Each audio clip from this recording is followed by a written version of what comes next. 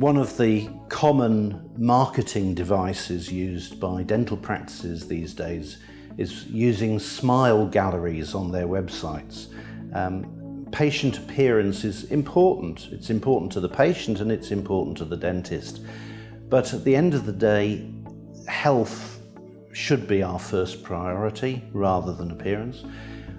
We do find that patients' appearance is improved by many of the procedures we offer.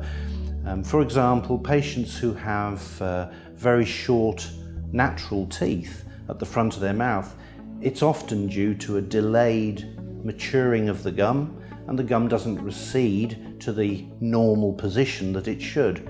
Now, those patients are provided with something called crown lengthening surgery, and it can totally transform their appearance and is very, very much appreciated by those patients.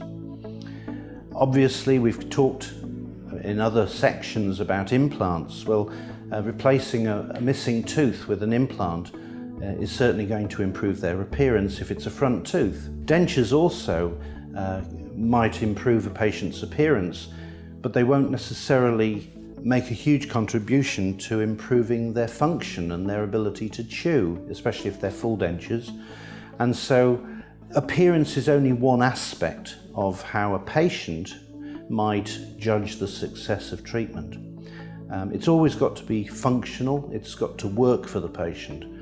Certainly dentures as well can be something that can cause problems for patients, because a badly designed denture can damage adjacent teeth.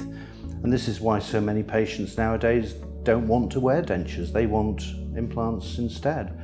Whatever surgery we do, we always try to make sure we don't leave the patient any worse off in appearance-wise than they were before.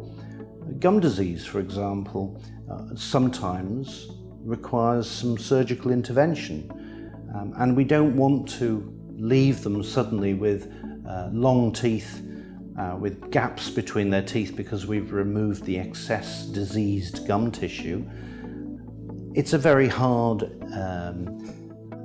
balance to achieve to improve gum health and maintain good appearance, because patients with advanced gum disease have lost so much bone that when you eliminate all the inflammation and the gum shrinks back, they do often end up with very long teeth, hence the saying, being long in the tooth.